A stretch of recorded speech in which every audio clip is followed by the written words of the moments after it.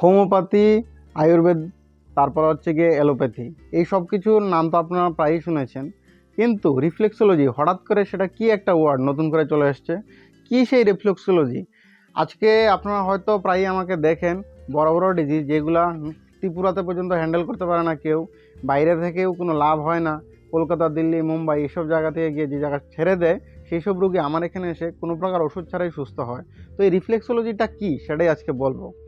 Electricity তো প্রত্যেকেরই বাড়িতে আছে। তো ঘরে যখন ইলেকট্রিক বোর্ডে স্পার্ক হয় তখন আপনারা নিশ্চয়ই দেখেছেন প্রত্যেকটা লাইট, টিভি, ফ্যান সবগুলোতে ডিস্টারবেন্স আছে, সেগুলো ভাইব্রেট হওয়া শুরু হয়ে যায়, ডিস্টারবেন্স আসে। তো আবার যদি স্পার্কগুলো ঠিক হয়ে যায় তাহলে প্রত্যেকটা ইলেকট্রিক ইকুইপমেন্টই প্রপার হইতে কাজ করে।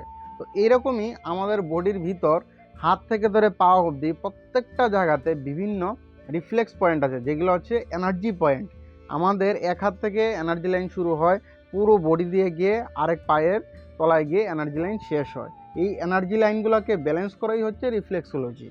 আপনারা প্রায় সময় দেখেছেন হাতে পায়ে মেথি দানা লাগিয়ে রোগী ঠিক হয়ে যায়। কারণ মেথি দানাতে কি জাদু আছে? নিশ্চয়ই না।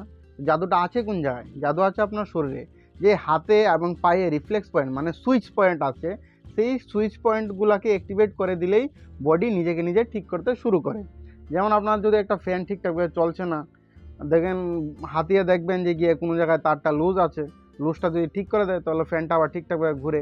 ঠিক তেমনি বডির যদি কোনো অর্গান ঠিকঠাকভাবে কাজ করছে না, ড্যামেজ হয়ে গেছে, নষ্ট হয়ে গেছে, সেটা ক্যান্সারই হোক, কিডনি ফেলিয়ারই হোক বা ডায়াবেটিসই হোক, সেটা যে কোনো ডিজিজই হোক, তার যদি সিগন্যালটাকে প্রপার হতে ঠিক করে দেওয়া যায় রিফ্লেক্সোলজিতে, তাহলে বডি আবার নিজেকে নিজে রিকভারি মোডে নিয়ে আসে এবং বডি নিজেকে নিজে সুস্থ করে ফেলে।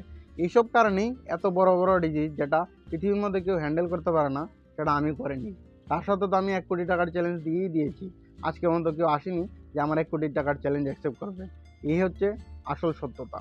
তো যারা ভাবছেন যে এত বড় বড় ডাক্তার, এত বড় বড় হসপিটাল এইসব জায়গা পারে না, সে কি করে নাকি কোত্থেকে এসে গেছে, তো তাদেরকে বলছি আজকে থেকে কাজ শুরু করিনি, শুরুটা অনেক আগে থেকেই করেছি। কন্টিনিউয়াসলি ভিডিও দিচ্ছি। যাদের সন্দেহ আছে কোর্টে চলে আসুন, অসুবিধা নেই তো।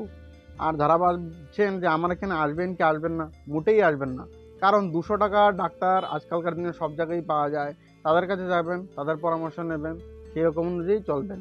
বডির সিগন্যালিং সিস্টেম ঠিক করে নিজেকে পার্মানেন্টলি কিউর করার কোনো দরকারই নেই।